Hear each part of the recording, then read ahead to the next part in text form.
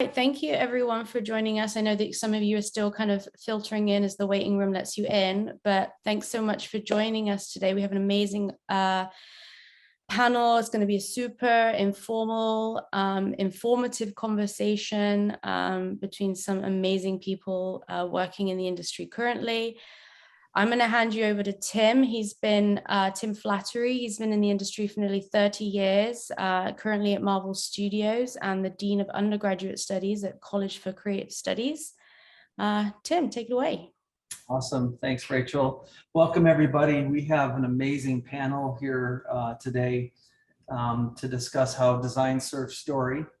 And I wanted to start with a quick video to introduce them and their work before we begin. And then I'll do a formal introduction from there. So welcome again, and thanks to the panel for being part of this great discussion here. Go ahead and share my screen. And you get to see some of the amazing work from these folks. 1 second, I did not share my sound. My apologies. Okay.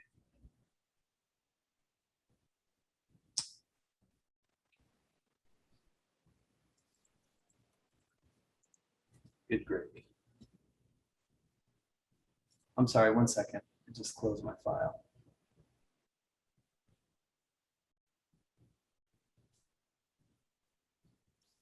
We have people all over the world here. I don't know if you guys are looking in the chat, but it's literally everywhere. It's very exciting. Okay, can you see my screen? Looks great. Yeah. Yep. Okay, sorry for the delay. Here we go.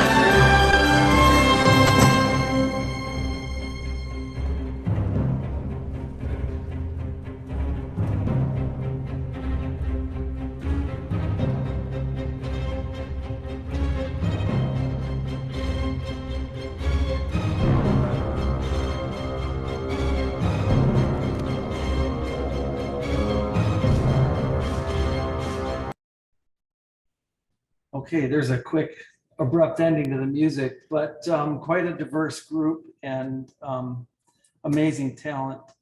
Welcome all, and thank you again. Today we have Scott Chambliss, who is a famed production designer whose credits include Godzilla King of Monsters, Guardians of the Galaxy 2, Star Trek Into Darkness, Tomorrowland, amongst many, many others. Next, we have James Clyne, who's Lucasfilm's design supervisor and ILM senior art director. Some of his credits include Star Wars Rise of Skywalker, Avatar, Star Trek, Alita Battle Angel, and many, many more. welcome to Betsy Bauer, who's a visual development artist and assistant professor at College for Creative Studies, whose credits include Troll Hunters, Rise of the Titans, Wonder Park, The Emoji Movie, Three Below, Tales of Arcadia. And Sean Hargreaves, who's a concept artist and instructor as well, whose credits include Avengers, Endgame, Infinity Wars, Shang-Chi, The Legend of the Ten Rings, Pacific Rim, and Thor Ragnarok, and then myself, Tim Flattery. I'm also a working concept artist and dean of undergraduate studies at College for Creative Studies. As Rachel said, I'm currently working on Black Panther 2, Wakanda Forever. I've also worked on Avengers, Endgame, and Infinity Wars, Suicide Squad 2, the new Thor Love and Thunder, which comes out next year, and 32 years of credits beyond that. So that's the panel. And today we are going to discuss how design serves story and concept. And I'm going to start the discussion with an example that I often use, which is Mary Shelley's Frankenstein. It's been my experience with young artists and my students when we talk about Frankenstein and designing architecture for the story, the castle, Frankenstein's castle. Even though Mary Shelley's book, Frankenstein reanimated the creature in an apartment, but in the reimagining of it, it's been a castle. And what I end up getting back after students' research is a lot of Bavarian ideas, a lot of Bavarian castle styles, on and on. And I let them go that route. And then we talk about the story, Mary Shelley's story, which is a story of immense pain and suffering. It's a story of abandonment, where Frankenstein had found this technology, albeit 1818, of bringing to life this creature from a bunch of body parts, and was horrified by what he created, absolutely horrified, and abandoned it. And if you look at that perspective from the creature's point of view, where you are created and abandoned by your father, thrown to the side by your creator, you can imagine the rage that must feel, and being grotesque, not being accepted by society in any way. And of course, that's going to turn to anger and revenge on all the horrible things that happen in the book. And when you think of it in those terms, of all the pain of abandonment and anger and unacceptance, what is that all happened in this castle? And now what does that castle look like? So after painting that picture of story, doesn't it look like something different than just the typical Bavarian castle up on a hill? That's how design and concept serve story. And that's the job of the design team in a movie or a game to pull off successfully. There's an emotional side to what we do. And if we don't capture the emotional side of story of how we design, and if we don't capture the technical part of what we design that has to work in front of camera, we're not doing our jobs. So with that, Scott, I'd like to begin with you, because you're a production designer and you have a team of concept artists that are reporting to you, and you're ultimately responsible for the overall look of these giant films you've worked on. And you have to keep the continuity together of your and the director's vision amongst a bunch of concept artists who have to interpret that. So what is the most important part of your design process, and how does story play into your process, and how do you go about it? The story is central, of course. And the most important part of the process is to lay a solid, strong, layered foundation for your perspective on the story, because after all, it's our jobs to develop a visual perspective and a visual way to tell what's a written story. And we need to discover with the director, of course, but also determine what it is about that world that makes the characters in their drama behave in the manner that they do. And if perhaps it's a direct influence, where the environment, it has physical things that require characters to be certain ways, or maybe it's a purely emotional, psychological quality or set of qualities that creates the atmosphere that makes their actions inevitable. It's pinpointing that, and it's a lengthy process to do that. But once you've got that notion of what it is, this world that the story is taking place in, then step by step you begin evolving the visual notes of that specific piece of storytelling music, I guess. And it's when you always keep the central ideas foremost in your mind as you're developing concept illustrations, approaches to different scenes, you'll create with discipline a very consistent overall world, and that is the goal. So just a quick follow-up question. We've got 100 people here, lots of aspiring concept designers and artists. What qualities in a concept artist are you looking for in their portfolio and in your working relationship with them that you hold the highest? The baseline is they have to have excellent technical skills. They need to be really good at something related to visual storytelling. And some people are great at environments. Some people are great at mechanicals, vehicles, things like that, props. You see what the specialty is. And you also, especially with illustrators who are just starting out, you see how deep their visual language is. If they're basically mimicking things that everybody has seen 100 times before, or if there's something special that they're bringing to the party that makes you ask questions. That to me is always very interesting. Yeah, that's really valuable to know. Hey, James. Hey, Tim. Got a couple questions for you too. Yeah. So you have an industrial design background from your beginnings. How do you go about solving a design problem, and what do you key on in story when you're reading a script? And I'll also want to follow up with you because of your supervisory role at Lucasfilm, what you look for in a concept artist as well. So two-part. Yeah, I went to school for industrial design, as you said. I thought I was going to be a car designer, as much as many of us did at the time. But I soon found the kind of media of film being something that is on a narrative level that car design wasn't giving me. And that narrative level is exactly kind of what Scott had just mentioned, that the kind of psychological, emotional side of everything. In the end, we do have to design, sets and props and characters and costumes and vehicles. And we need to be at the highest level we can on that. But the core of it all really is, what is the emotional tone of the story you're telling? And hopefully you get that through, the script, you get that through,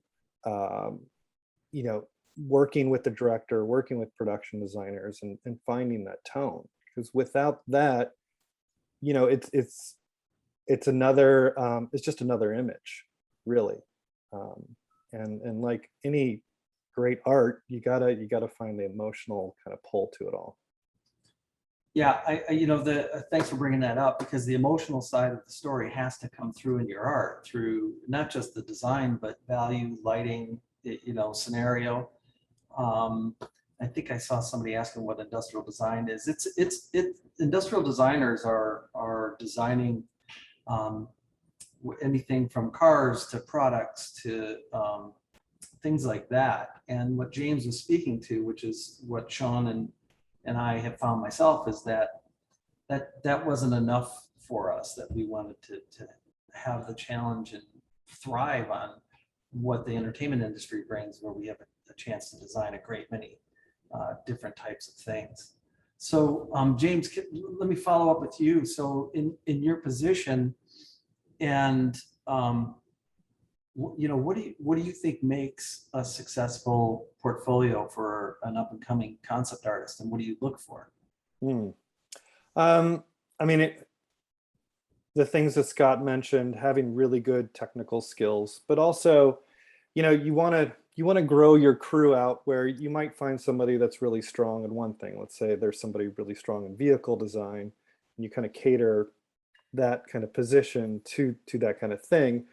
But ultimately, you want somebody that can really be a bit of a jack of all trades. You don't have to be perfect at one thing, but if you're at a high level at a lot of different things, and you can kind of, I think Tim, you mentioned problem solving. It's like we're all kind of just problem solvers.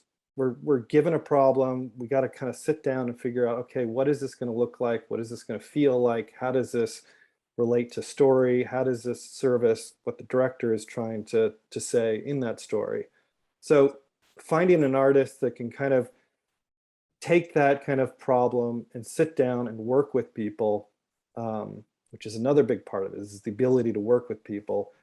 You're not just, I know we're all kind of in our own little rooms right now these days, but it's the ability to kind of get thrown into something and really be a part of that team. I mean, Tim, you gave me so many great opportunities early on in my career where you saw that I had some kind of talent, but you threw me into the mix, and you kind of sink or swim at that point. And what I mean by like into the mix is like working with some of the most talented people in the world that do this kind of stuff, and try to understand your place in that is it's not easy. It's a real challenge. The technical thing is one thing, but it's like being able to work in a group is another equally as important thing. Yeah, I mean, thank you for, I want to follow up with that because thanks for bringing that up. That's a huge point. But basically, everyone, what James is saying is don't be an asshole. It's, I mean, it's something that we teach at CCS. This is, being a concept artist is a collaborative process. You're working with a lot of people in a lot of different ways, and you have to be able to collaborate and take direction well, be dependable and reliable. Those are key characteristics that are crucial beyond having your technical skill, beyond having the conceptual ability. This is something that we teach in the concept design program at College for Creative Studies. Is one, the experience of working with a team. Two, the curriculum covers things like being capable of executing hardware, environments, architecture, character, keyframes, being able to interpret story, all those areas. But as James and Scott had just mentioned, we do recognize that you're going to have strengths in one certain area, and your portfolio may lean on that area. For me, it's hardware. I love doing hardware. And Scott knows it. And when he hires me, that's generally what I get hired for. He's not going to hire me to do character design. And so we recognize that and celebrate that. Although we do work on all aspects of your portfolio. Okay, let's move on. Thanks again for bringing that up, because how we integrate into the art department characteristically is just as important as what our talents are. So Betsy, Hey. you come from visual development and add a whole nother layer to concept artists and their passions, because I have many students that that is the pathway they choose, but they choose it through a concept art program. So with that, and as a viz dev artist, what conceptual tools do you use in your process, and when you work for DreamWorks, and how do you teach that? Yeah, so I think what's really interesting about visual development is it's really a very similar process to someone who's thinking about concept art, except you're sort of removing all of the limitations that come with having to match something that's going to show up in live action or supposed to feel like something that's a little bit more live action. You can sort of lose all of the subtlety, and you can really push a lot of those ideas that help sort of sell emotional attachment to design. So for example, if you have a character that's meant to feel sort of soft and meek, you can make that character, you can really push those the visual characteristics of that character and sort of round out all those hard edges and have a character that almost feels like a circle. A great example that I can think of from an animated film where they really took shape design and gave it a really big story purpose is the character designs in the Pixar film Up. So if you look at the character Carl, who is this old man who is, he lived a long life and he's mourning the loss of the love of his life, and he refuses to change, and he's very much sort of stuck in the past.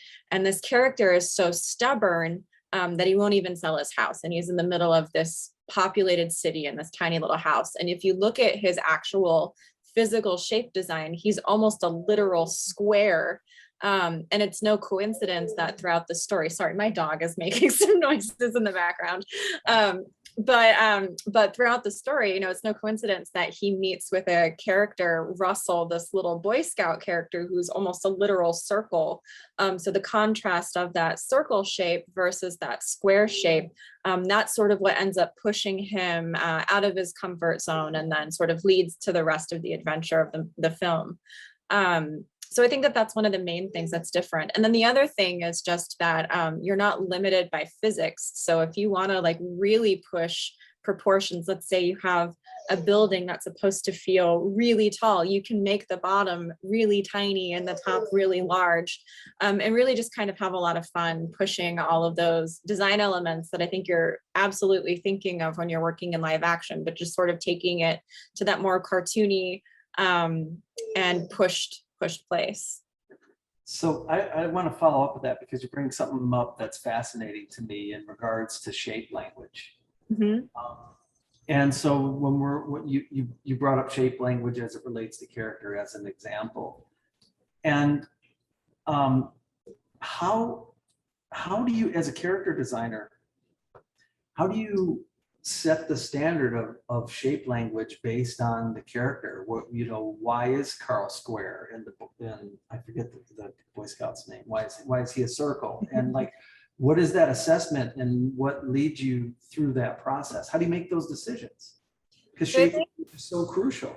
Yeah, I think it's really almost like fitting together a puzzle. So you have a story, and I think that the best stories are all sort of driven by character development. So you can sort of take that, interpret what that means visually. So what does your character look like at the beginning versus what does your character look like at the end? And in live action, I'm sure you're thinking about these things also. Like maybe your character dresses a certain way toward the beginning of the film, which sort of reflects certain things about their personality, and that character will go through changes on them. And by the end, they may present themselves entirely differently. So maybe at the beginning, the most basic example might be your character is sad, so they're wearing all black. And then maybe by the end of the film, they're introducing some color into their wardrobe. And that means that they've sort of added some life and interest back into their existence. So once you sort of have a language figured out for your main character, you always want to make sure that your character stands out and is distinct from everything else in that story. So I think in animation, something that we're always talking about specifically toward character design is you want to make sure that if you have a lineup of characters, that there's contrast between them. I'm sure probably everyone has had a situation where you're watching a movie and there are a couple of major important characters who are styled really similarly, and you're like, wait, which one is that? What's really cool about animation is that you can really push that idea and have completely different silhouettes. So that's something that's really cool that you can do. And then once you sort of have your characters figured out, then you can extrapolate. And, let's say your character is meant to feel like they don't fit into their world. So if you have a character who mostly has sort of round shapes, yeah, sorry about the crying dog. I think he's okay now. If you have a character that mostly has round shapes, maybe that character lives in a world where there's lots of spiky, pointy shapes or lots of square shapes. There's lots of really cool things that you can do with design and language. And I think you're sort of figuring it out like a puzzle and sort of making sure like nothing's going to be the same from film to film. These types of languages will change depending on context. And it's sort of the job of an art director, production designer, people in a lead creative, visually creative position to make those decisions and sort of figure out what all of those things mean. And I think some of the best design are choices that are made that maybe the audience doesn't even literally notice, but they all sort of subtly contribute to that storytelling element. Yeah, I mean, I'm fascinated by this because it is a puzzle. Generally you would lean to think that a villainous character is going to be angular in its shape language, but there are so many instances of softer shapes that have created really great villains as well. Yeah. And so that's why I asked the question. It's like, man, how do you decipher it, and how do you come up with that shape language? Because it isn't just a black and white rule to angles and circles in relation to a character and how they serve its story. Yeah, absolutely. Sean, just an overall question, because you've got so much experience from being a concept artist and a production designer, and also an industrial designer. And I just wondered, before we get into some of your workflow,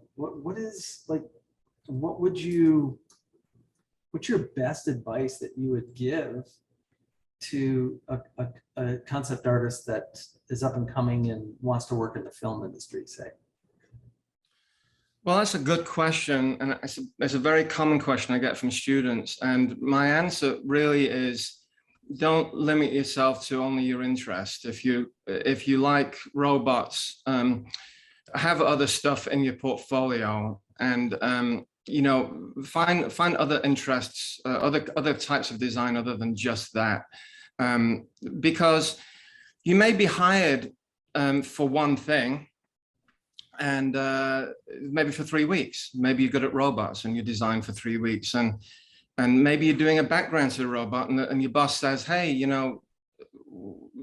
can you stay on another month, because we might move you into doing some background design. And so if you just spread your wings into other aspects of work, I can give you a prime example. James was a car designer, and when I left car design to get into film, I took my portfolio around, and after a while, all I got back was, your cars are beautiful, but it's just cars. And so finally I got sick of that, and I didn't get any offers for jobs. So I went home and I spent a month I just did everything: creatures, characters, vehicles, architecture. And I researched a lot of stuff in order to fill out my portfolio and to show that I could do other stuff. And looking back at the stuff now, yeah, it's naive, but it was something. And when I went back out with my portfolio, I was hired immediately. And it was quite shocking to me. I was like, wow, that was the trick, is to really show that you can do more than one thing. So that's a single great thing, not great thing, but that's a single thing I can really give to concept artists, is don't think about just the next job. Think about a 20-year career and what will carry you for 20 years. What will carry you for 20 years is not designing one thing, because trust me, you will get bored and burnt out designing just one thing. You're going to want to, as an artist and creator, spread to other things. Yeah, great advice. So speaking of that, now that you are the well-rounded concept artist that you are, so when you get a project, I think, well, okay, so you just finished Spider-Man, and you're on this project and you're designing a variety of things. What's your workflow, and how do you go about serving the story when you're conceptualizing? Like, what is your process? Well, depending on what it is. I mean, right now I'm working on a film where we are doing. I worked on Star Trek Picard, and then I went on to this film for Disney, which we're pulling from a lot of traditional architecture, like Baroque and Rococo architecture, which is completely different from science fiction, obviously. And so there's a lot of research I have to do into that kind of how they use the details as rules to architecture. Yeah. and to really dig deep into that so it doesn't look naive. And so that's my workflow is doing a lot of research. If it's something technical, if it's a vehicle that has certain things that have to happen, you know, we do our industrial design thing, which is designed from the workability of the thing before we think about how it looks. I think a lot of concept artists, they think about the look first. And if you only think of the look, there is a naivety to it from people who have been in the industry for a while. You really need to start from the foundation of back to serving the story, what's happening in this scene when this troop carrier pulls up and the doors drop and all of this stuff happens. You've got to figure all that out. And so that's what if it's industrial design, I work out the practicality of it. If it's architecture, I dig deep into the architecture of that world and educate myself, because I'm not an architect. But in any of these projects, you have to do a certain kind of, a lot of research and teach yourself a lot of that kind of stuff. Wow. Super valuable. Thanks for bringing that up. I mean, the research part of things is hugely important, and especially where it's an area that you're not super familiar with. We got a lot of questions, and I will get to them in just a minute. But Scott, I want to circle back with you because I had one of my most rewarding experiences with you on a Star Trek feature that ultimately ended up going down and getting rebooted. But let me describe everybody my relationship with you in that process. Our first discussion was, Tim, we have to design the bad guy's spaceship in this film, and you never once talked about design, not once. You told me about the character, and that was it. You said, this is a perfect being who is a fallen angel in all its perfection, but yet the purest of evil. And along with being pure evil, this character is ultimately beautiful. And that was Scott's delineation from the script to me. And then you took me through a ton of imagery that was just emotional imagery. None of it Lee Bonacue, shape language, none of it ever mentioned spaceship design, not once. And then you said, draw me emotion. And so we began a process, I think, that lasted maybe 2 months of just articulating shapes. And then it became the spaceship. And the example of it was in my slideshow, that final scene where the Enterprise is facing off with it. And that was the last thing you left me with, because you said Kirk is looking at the screen when they first come upon this ship. And he says, what is that? Is that a spaceship? What is that? So design that. So my question to you is, what process did you go through before we even met for you to describe the emotion to me of this character? And was that directly on purpose that you never brought up spaceship design to me in that process? Because it pushed me to come up with a shape language I would never have done with you. Yeah, interesting. That was such a satisfying experience. All of that. Too bad it never made it to film. I know. So much good work in there. I mean, something that chunky a concept, there are many layers to how you and I got there and started working on developing this thing. But I think the process that you described is sort of a little bit typical of how you and I work in general. It may not be we're tasked with creating something so abstract that a character can look at it and not know what they're looking at. But we always come to a project, whether it's a spaceship or an environment or a prop, where we see what it means to the story and to the people involved with it, and go with that, as opposed to, you never read a script and say, here's a vehicle from 2278 and it's got 5 tires and 12 wings, and he gets in the left door and all that. It's like, who gives a shit? It's not that. So so much of what production designers do is intuitive, and we each do it a little bit differently perhaps, and we all get there after years of experience in our own bizarre ways. And with you three that I've worked with, and Betsy, you and I have never worked with before, you find you're incredibly talented, inspiring collaborators where you evolve a language together, a collaborative, creative language where together you can do things and create things that you can't necessarily do individually. And I think as important as research is to everything that we do, the development of collaborative visual language for a verbal dialogue that you have is crucial. And the more articulate each collaborator is, the better the product is going to be in the end.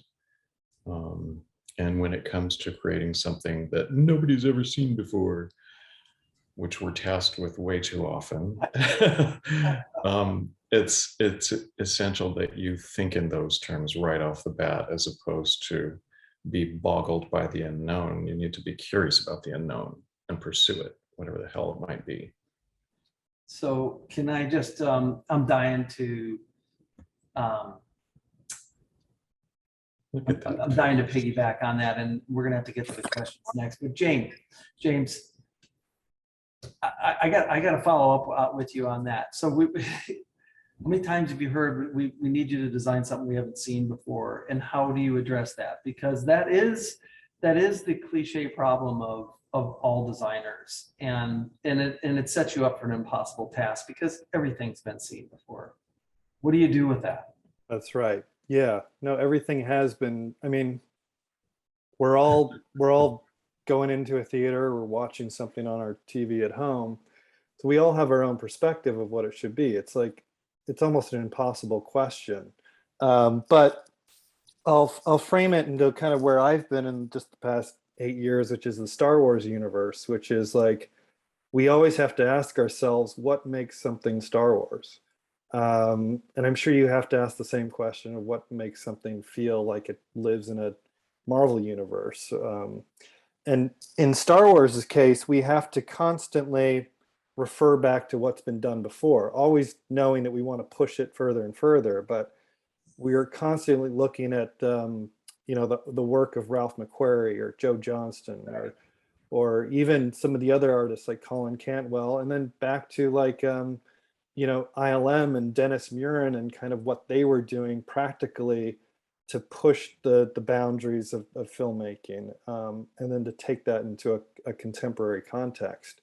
So a lot of it is kind of exactly what Sean's talking about as well. Is like it's research and research and research, and from that research you start to find things that you might not have been able to find by just kind of sitting there asking the questions. The best directors and production designers, they have a real intuitive sense of not only kind of what they need to design there, but the world around them, and kind of the bigger world of like architecture and design in general. And in Star Wars's case, there's so much dependent upon, these references of what has come before, but then taking those in a completely new environment and trying to develop those new environments, but having the viewer go, okay, I've never been here before in a Star Wars universe, but I feel like it's Star Wars. And what are those kind of touchstones that you can bring to it? And all of that is again, looking backwards, but also kind of looking forward of how you can kind of apply some of that. Can I jump in there, Tim? Go ahead, Sean. Just real quick, to James' point with the research, I think it's always good to, you want to sit down and do something amazing, but always, when you do your research, just make a folder and put 10 or 20 images on there that you're pulling from that really get you going. and they'll get you jump started, because a lot of people, they either don't do research, or when they do research, they spend 8 hours pulling images and they'll never look at them. So, you know, not only do you have to do research, you have to really pull 10 images that are radically different from each other to get you jump started. And don't just sit down there with I mean, I rarely sit down with just nothing to start with. Always have something to pull from to get you going. Or watch films, like get down. There's one movie I try to watch every new project I'm on. It's called Baraka. It's oh yeah, it's great. It's all, there's no narration. It's all just visual, 70mm photography. They shoot all over the world. And it just kind of immerses you into different cultures, different parts of the world. You get out of your kind of headspace of just being in your office. And it's like this explosion of creativity. And if you can kind of just, you know, depending on what project you're on, immerse yourself in that culture, know the culture, know the kind of people in that culture. Because without that, you'll just go back to like the default, you know, I'm going to default this stuff. And you can kind of tell when somebody hasn't done the research. It's kind of like they're going through the motions a little bit. But when you see an artist who's done a lot of digging around and kind of trying to find what that means, you know it. You just see it on the page immediately. You know, so we're going to get the questions next, but and I'm going to end this session with the video of your work again, to remind people once again, after they've heard this conversation, they'll look at your work in a different way. James, I got to just follow up with you on one thing before we go to questions. There just has to be you mentioned something. There has to be a fine line between what speaks to the Star Wars universe and then a simple MacGuffin that all of a sudden it doesn't. And I know that that's been a problem historically. Like the Star Wars language, we're all familiar with it. We all know it so well. Yeah. But then when we're tasked with designing it, it becomes incredibly difficult to get it right, which is, why is that? Like, it's really strange, because I know there's plenty of us that have missed the mark, right? I mean, it's not easy. It's just a real challenge of it's a challenge to work on a film, regardless of what film it is. But Star Wars is you're trying to build an inherent quality to it that's already been established. It's like you're trying to get into the mind of George Lucas, which is impossible. And it's like the George Lucas from like 1975. Like, what was he thinking at that time? What did he want to create? What did he see in his head?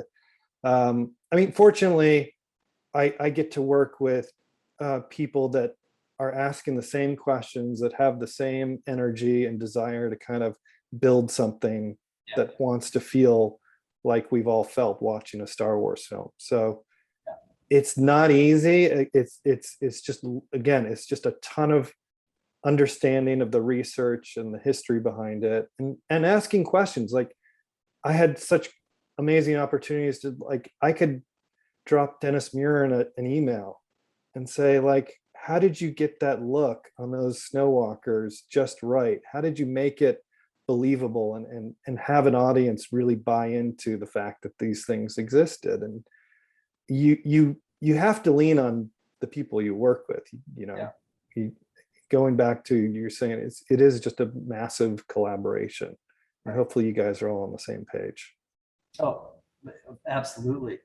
Well, we've got a lot of questions and I want to get to them, because I also want to get to our video at the end. So I think Nicole was going to help us out with that. Yes, that was amazing. Always wonderful, especially when you hear people on a panel that have worked together. So just the level of intimacy. So it's wonderful. We have a lot of questions about portfolio that we've kind of touched on, but we kind of wanted to talk to, can a person who does stylized work but not realism to the same extent still be successful in concept? I'll take that, and Betsy can follow up. Absolutely, positively, yes. Stylization is an important tool to what we do in live action, also in game. And there are, again, many concept artists who go through a program like at CCS and stylize it. and work in visual development and crossover back and forth. Do you want to follow up with that, Betsy?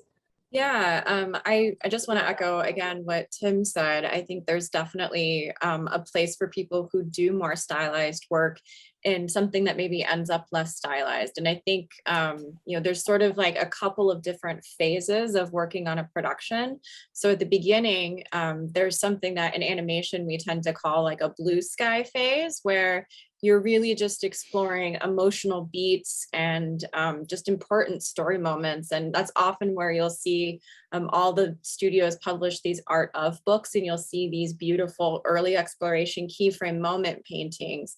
And a lot of those come from that part of a production.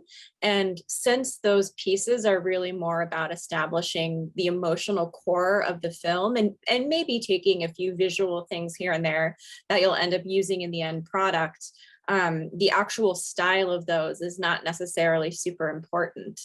When you get into doing the actual, what in animation, again, we call the production phase of a film project, where you're doing those sort of blueprint style model packets and texturing packets, that's where the actual look of everything gets a little bit more important, and where you'll want to probably match what's actually happening on screen. It's basically meant to inform artists further down the pipeline from you about what this thing is really supposed to be and how to actually build this thing, whether it's digitally or if you're working on a film in real life, maybe using real materials. But yeah, I mean, I think especially in that early part of production, style is far less important. Thanks. Thank you. Bruce has a really interesting question of, when you have a character or story pitched to you, at what point do you think, okay, I have a solid idea, and then pursue that design?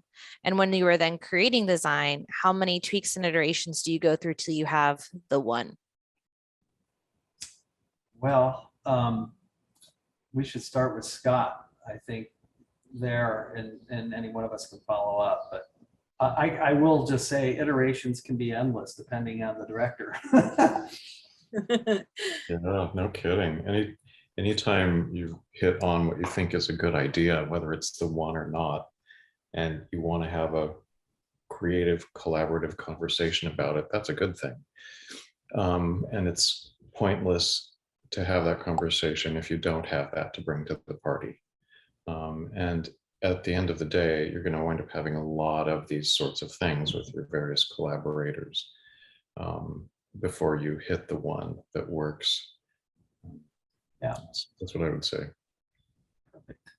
I just want to say I am typing some answers in the Q&A as well, because we probably won't have time to get to all of them. One of the ones that was in the question that was, I don't really hear this question a lot, is, if you were a mid-level artist again, what would you have done to improve faster and in the right way? If you were a mid-level artist, what would you do to be faster in the right way? To climb up, like basically, like if you're at mid-level role and you want to be an art director, or production designer, or senior level, like what are some, like, I guess, would it be maybe more leadership stuff? This is an anonymous attendee, so I can't ask them to clarify, but I guess, like, what are some maybe soft skills or art skills to get to more senior level? Yeah, I see the question, and to improve faster in the right way. Well, let's talk about staying within the concept art world. Technically, you want to stay up on the technology that's out there. Concept artists are expected to know 3D now, and it is the main part of our workflow, and everyone will agree to that. So you want to be proficient in that, but not use it as a crutch. It's just another design tool. It's another pencil in your kit. That's important. If your question is pertaining to stepping up the ladder to, say, art direction or production design, those are two different things in different industries. An art director in the movie industry is completely different than an art director in the game industry. Art directors in game industry oversee the look of games, and art directors in the film industry are more responsible for the execution of set construction and those types of things. So that's the best advice I can give you there. If art direction is something that you aspire to, it's something that you want to make known and then build your skill set so that you can be effective depending on what industry you're in, because your skill sets you want to build in the movie industry to be an art director are going to be very, very linear based. It's leadership skills and working with people, but it's also the knowledge of construction and executing designs. Do you mind if I add on something real quick, Tim? Yeah, please. So something else I'll recommend, again, my perspective is from animation, but I think that similar principles likely apply to both games and film. I think that it's always really good to do some sort of a personal project that you can then complete. So I know I've seen professional artists do things like write and, execute their own graphic novel or something like that, where they have like a contained sort of goal for a project that they know is going to push them technically. This is more of a tip for pushing your technical skills. But beyond that, then you have something that's sort of just this completed project, and you sort of are able to demonstrate that not only can you, you're a good technical artist, but you can see something through from start to finish and sort of keep a consistent look and feel throughout everything. You're making those big decisions, and particularly for something like art direction, you want to be able to sort of have a cohesive reason behind all of the design choices that you're making. And it's hard to make an entire feature film by yourself, but if you're doing things like short films or comics or things like that, again, like a completed sort of finished product that you can then say, I came up with this idea, I executed it, I made it.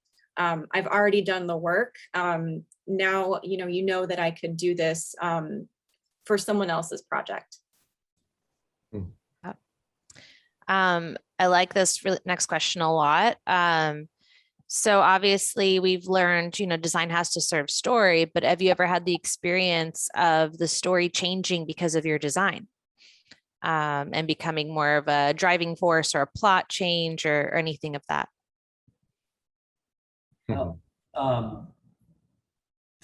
Okay, I'll start. Absolutely, that happens all the time. Inspiration in storytelling comes from a lot of different places, and everyone on a film crew can affect story in their own way based on their jobs, and it happens within the art department often.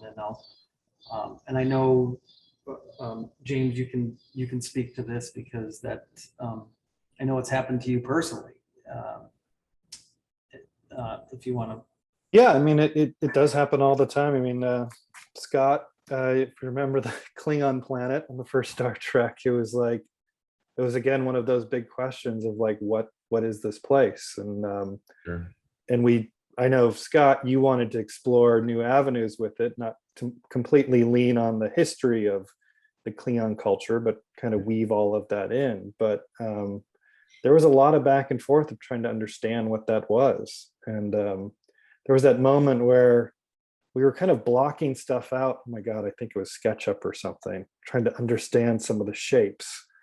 And it was one of these kind of 11th hour things where we were trying to understand how this kind of, it was more sequence based, where these ships can kind of fly through this world.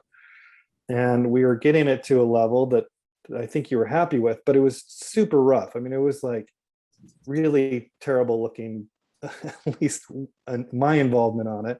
And you had just said, well, just go down the set and just go show J.J. Abrams what that is. And it was terrifying because it wasn't like completely worked out. But I think the art department had kind of built something that had the potential to be something, but you weren't afraid of needing to do it to the finalized photographic version. I think.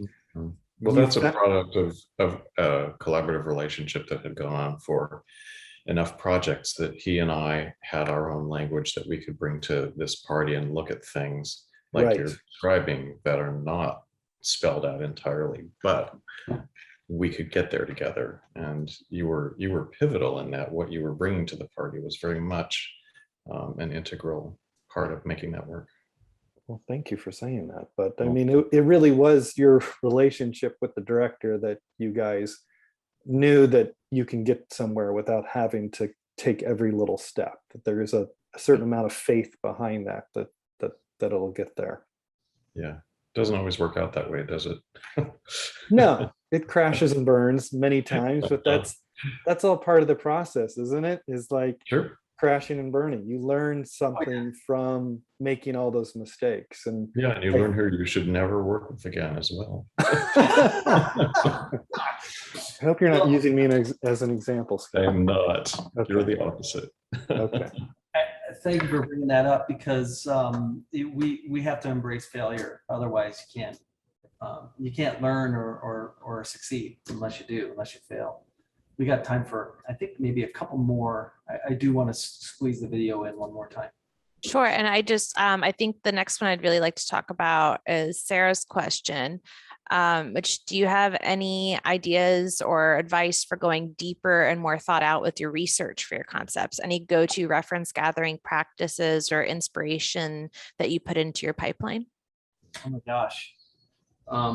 I hate to put you on the spot, Scott, but your research in our projects has always been super inspirational and like completely unexpected. So maybe you could answer that. Great. Yeah. Just follow your instincts and pursue fearlessly, and don't ever stop. Which doesn't mean go down every wormhole and get lost. You can't ever get lost. And that might be the distinction there. Have a purpose and an intention, but not a linear one. If you're researching a specific emotional quality about the story or a moment in the story, go down that path and look at everything that exists in the world, not just photography or architecture or art, anything that speaks to you that can be informative, and allow yourself to be very abstract in your considerations and in your gathering, and create your own mountain of influences and let it sit there for a while, a week, 2 weeks, and then go back to it and look through, because after that gestation period, you're going to be in a different place than where you were when you first started pulling these images. And that to me is one of the most fertile moments and one of the earliest moments in my own research process. Shawnee, you had mentioned it just in how you go about architecture and all that. Do you want to follow up with it about your process and research? Well, one thing I do in my classes, I do this thing called this assignment called cross-pollination, which is basically, well, I'll say, okay, the subject is going to be a robot. And I'll give them one picture. It could be a tree. And I said, be inspired from that tree and design a robot. And what it does is it gets them off the usual task of going to looking at a robot to design a robot, and it ends up looking like a robot that we've seen for forever. And the results are quite amazing. You take a plant and you say, make a building pulling from that plant, and it's just one picture. And you hear all of the complaints, oh no, oh God. And then you see the assignment a week later and it's like, they're like, oh my God, I never knew I could do that. You just got to try that once and it'll open up a whole load of stuff. And like Scott said, pull from all different kinds of things. Don't pull from the subject that you're designing from. Pull from other things as well and mix it up and see where you can take yourself. That's really great advice. Cool. Are we out of time, Nicole? I feel like we can ask a couple more questions. I mean, if you want. That one of the things that's come up, which I feel is relevant to where you guys are a little bit, a lot of people are asking international people, how is it possible to work in the industry? Do they have to move to LA? And obviously you're based in Detroit, Betsy's in Detroit. I don't know where other folks are, but could someone kind of speak to that?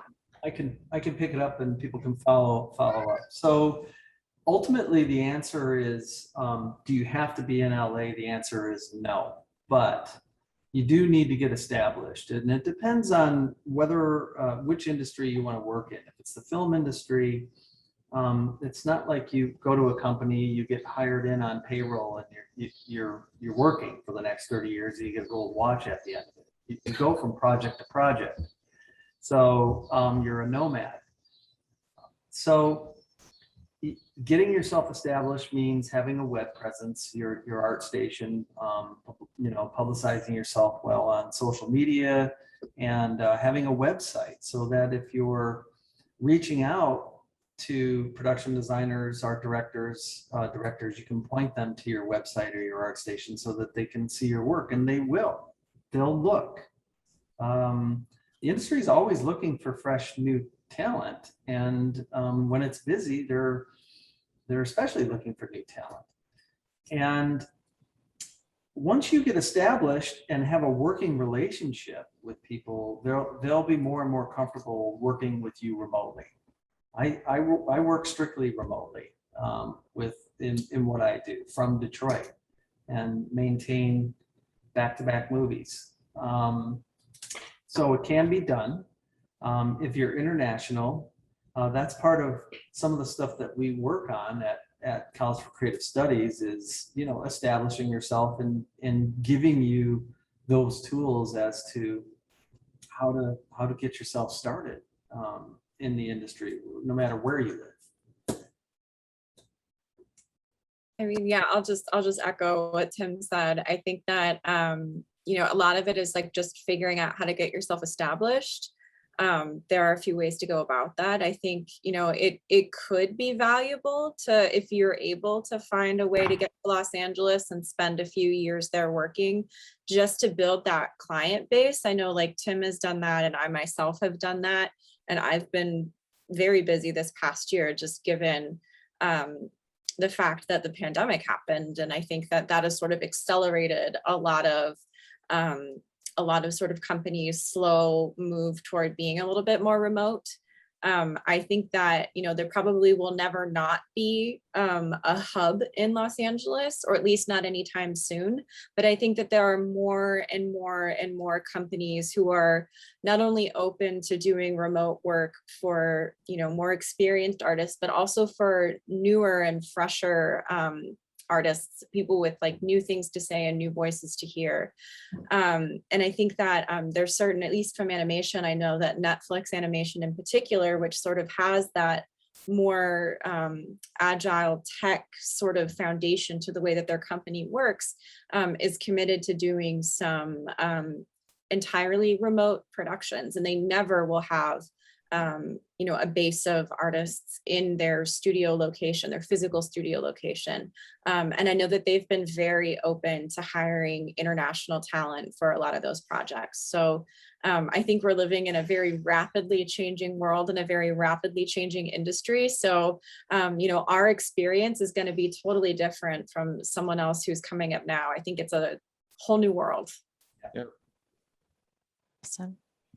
Well, thank you all so much for your time. We really appreciate you spending your Sunday morning with us. And Tim, I know you wanted to end on that video.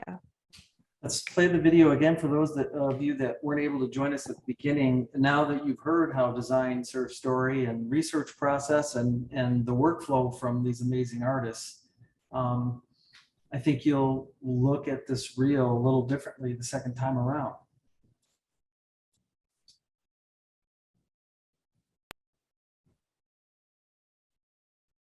Thank you all again for joining us, and thank you so much to the panel, Scott, Sean, James, Betsy.